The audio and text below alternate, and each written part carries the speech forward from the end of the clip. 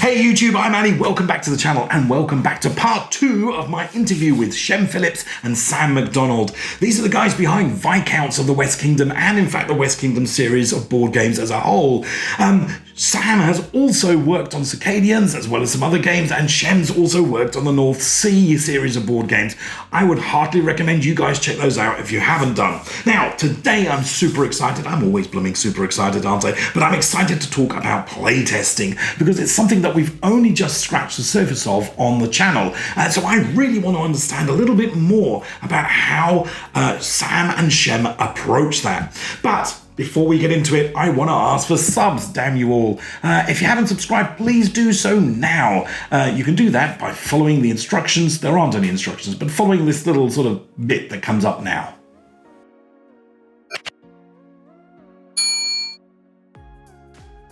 I'll give you like the broad overview, that might help. So let's say we're going to kickstart a game in March, like we did for Viscounts. We probably started designing that way back in April, May. We will spend probably close to a month to 2 months just talking. This is how we work. Just bouncing back ideas, and I might do some mock-ups on the graphic design. We just keep spitballing and going over because we just obsess. And then for the next probably 2 to 3 months, it's usually just me and Sam. We'll just play the game over and over again, tweaking it constantly. Every time we play it, we change something for probably 2 or 3 months. And this is probably once or twice a week. We'll play the game. We might play it, 2 or 3 times in a day or something. Once we know that the game doesn't completely suck, like you can play the game from front to back, and the scores are roughly balanced. It doesn't have to be amazing. Then we will then ask a couple of good friends that we know. Lost friends? Okay. Yeah. Ones that we know can digest rules quickly and a good play. I guess they're not going to be like, well, that was dumb. They're just going to play it. Their opinions aren't necessarily that important to us, but they are valuable still. But it's more about us seeing the game in a 4-player setting. It never ceases to amaze me how much effort is taken in creating something that you can put in front of a playtester for them to then go, yeah, this isn't quite right. But that's just me. I love hearing that there's lots of conversation going on. There's lots of analysis and validation going on of different mechanisms before they then get put into the game and then presented to the playtester. I wanted to just be reassured by Shem that you can in fact test concepts on their own before you add them to the rest of the game. Yeah, if you can just test a concept, that's great. Like Sam designed the castle in Viscounts, which is kind of like an area control thing that you slowly swarm up towards the middle. And here's the concept of almost like pandemic style, where if there's 3 of your workers on a spot, the 4th one will create like a chain reaction and one goes in, some go around. And that's just a core mechanism that he could test without playing the game. He goes, I'll put 3 here, put 1 more, what happens? Okay, I put 2 over here, what happens? And just see it working out, how it might work out in the game. You can't always do that with everything, especially card-driven games. You need to build the deck of cards. But I mean, a good tip is don't do all 120 cards, just do 20, Don't spend ages doing the entire deck just to test a mechanism. But once you know that mechanism will work, at least even just averagely work, then you can start, let's build the whole deck, let's design the cards. But before you know, will this 3 tableau thing ever work? Just grab some cards and theory craft it in your head. All right, I'm playing this card. All right, I'll probably do something like this. All right, let's try it off. I'll do this. Oh, that'd be fun. Well, and just kind of get the feeling of that mechanism. I think that's what people talk about when they say get it to the table as fast as possible. Just make the game. Just make the prototype. They're talking about testing the concept, not the entire fully fledged game. So the conversation then moved on a little bit. We spoke about bits and pieces and then I honed in on playtesting specifically. I wanted to know a little bit more about what they thought the ideal playtester would look like. So for me, it's someone who enjoys the game or enjoys the idea of the game. So they don't have to enjoy every part. They can point out things that are wrong. But if I can tell that they're having a good experience, even if it's a bad game, if they're happy to be there, then I get a lot of energy from that. And then I will listen a bit better to what they're saying as well, right? So if they're giving off kind of good energetic vibes or whatever you want to call it, then I'm excited and I'm really, really open and receptive to listening. listening, I don't want to force someone to be there to test my game. No, like, if you don't want to test my game, don't test my game. You're not doing me a favor by doing that reluctantly. Sure. So, yeah, and as Shem said, we really trust our own gut, like quite a lot, and so we can often tell. I think this is probably fair. What feedback people are going to give before they give it, like just based off how they're playing the game and the little comments that they're making before they give the final feedback, and their facial language and body expressions and things like that. We can kind of tell what parts of the game they weren't enjoying, or what parts weren't intuitive for them. So even just watching them is really, really helpful, even if they don't have anything to say. Okay, good answer. But was there anyone that we should avoid a playtesting with? No, I don't think so. But a good thing to ask when you are playtesting, if it's something you don't know well, especially, ask them, what do you usually like to play? Yeah, because then you've got a filter. Yeah, if they go, I love big dice chucking war games, you're like, well, you won't like this long, dry Euro, then will you? And so you got to have that filter of knowing what they enjoy. Yeah. Can I jump in on that as well? People to avoid, a little bit tongue in cheek, but sometimes actually the people to avoid are other game designers. And I mean that I call it game designer syndrome, where they almost give too much feedback and they almost try to change the direction of the game in a direction you're not wanting it to go. And so we have some amazing tests with game designers. I'm not saying that they often give really good feedback, but we have also had some play tests where they're wanting to change the game and they're wanting to come up with a solution rather than just telling you what the problem is. Probably hear that a lot moving forward. You'll hear things saying, listen for problems, not solutions. It's a very kind of cliche designer term you'll hear. So listen to what the issue is, not what their solution is. Because if they go, oh, you should really do this, you go, why? Why do you think, like, what was the problem? Like, oh, because of this. And you go, cool, now I know the problem. I can think about the solution. Thanks for your idea, but I'll think about the solution. Yeah. Now, I know Shem said it was a cliche, but for me, that phrase, look for problems, not solutions, that's gold. It's a great, great benefit, and I really will take it to heart when I go to playtest. Now, moving forward, I asked about the playtest activity itself. Was there a set of questions that Shem or Sam had tucked away somewhere that they were specifically asking during a playtest session?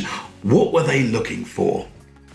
I think there's a few questions there. I'd break it down into, you've got feedback for mechanical things and you've got feedback for emotional things.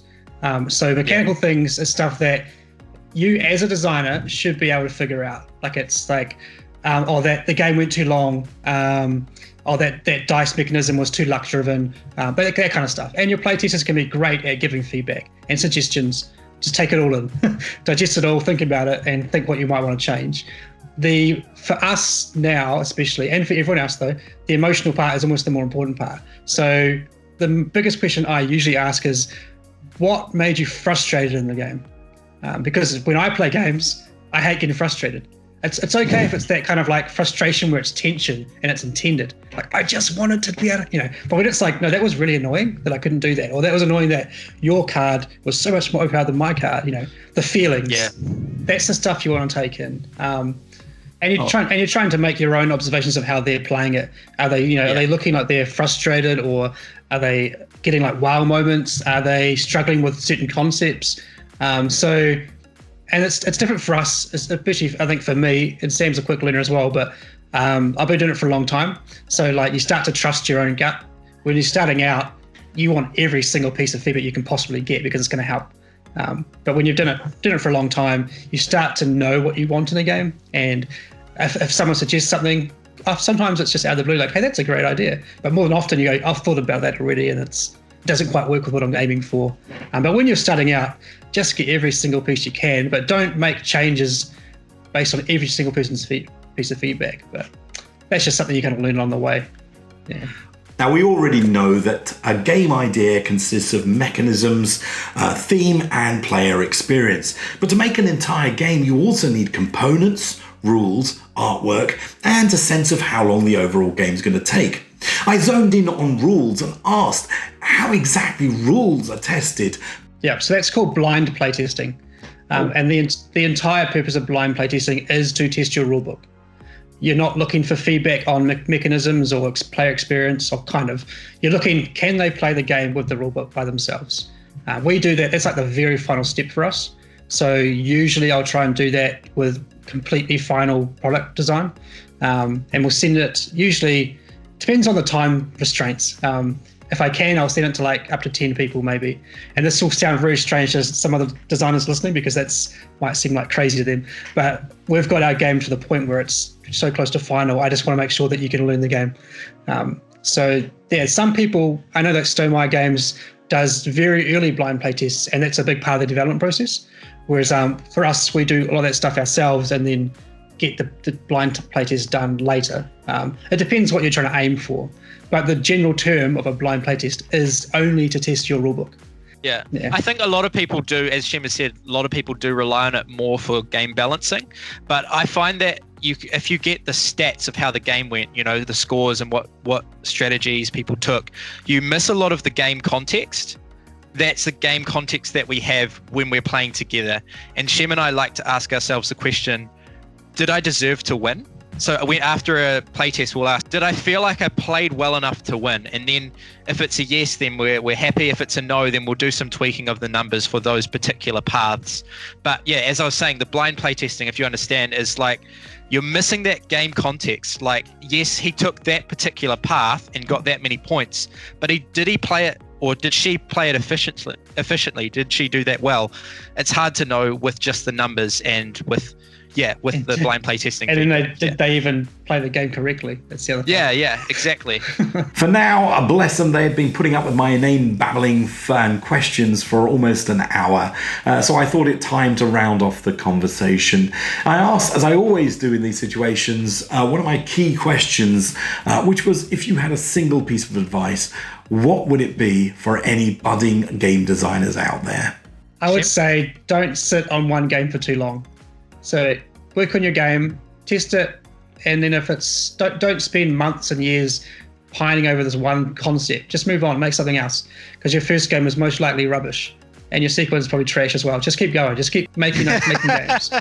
It's like, imagine a songwriter working on one song for a year. Like, that's just doesn't work that way. Just keep creating. Yeah. If you're an extrovert like me, find someone to share the excitement with. So if I know that someone else is excited about the game, I'm a lot more inspired to keep working. And if I have that with Shem, and I'm also working with another person, I really enjoy just bouncing off other people and just saying, what about this idea? What about this idea? If you're working at it alone, and if that's not your normal work style, try and find someone else to work with. Yeah. And finally, of course, I asked what they were up to next, what we can look forward to in the near future from them, and where we could go to find out more. So you can follow me on Facebook and Twitter and Instagram. Facebook's like the main channel for announcing stuff, but I try and spread it out. But we've also got another expansion for architects in the works. We haven't started working on it yet, but we will work on one for Viscounts. So that's kind of our plan for next year, is one expansion for each of the games. Later this year, I've got Raiders of Scythia coming out, which is a spin-off game from Raiders of the North Sea, with different artwork, different theme, a bit deeper gameplay, more streamlined as well. And I've got a little dice game coming out on Kickstarter soon with another company, it's a very meta game. It's about how fitting board games into your shelf. It's called Shelfie Stacker. And next year also, I have another game from another Kiwi-based designer called Hadrian's Wall coming out, which is a very, very chunky, heavy flip and fill game. Think of like, what's an example? You've got games like Gunshot Cleaver and stuff, the roll and writes. This is a flip and fill, so you could play it using cards, filling out your little sheet with your pen and paper, but it's very crunchy, but it only plays in like an hour. So got a few projects coming in the line. So I'm working on the expansions with Shem, and I'm also working on a big Dudes on a Map game in the Circadians universe. So Circadians 2 without a name. I'm working on it with a friend who lives in Italy. So we're doing it a lot over like Facebook Messenger and Tabletopia. Yeah, so it's a big asymmetric Dudes on a Map game, sort of fighting over the planet and negotiating and things like that. Yeah. Well, folks, that's another interview over and done with. I want to say a huge thank you to Sam and to Shem. They were amazingly patient with me because I asked some ridiculously inane questions and they bore it really well. I think you'll agree that that was filled with information. It was filled with inspiration as well, and I really hope it inspires you to go and create. I know it's working its magic on me. I am developing things that I will share with the channel soon, even as I speak. For now though, guys, I want you to look after yourselves, take special care in this COVID world we now live in, but until next time, take care.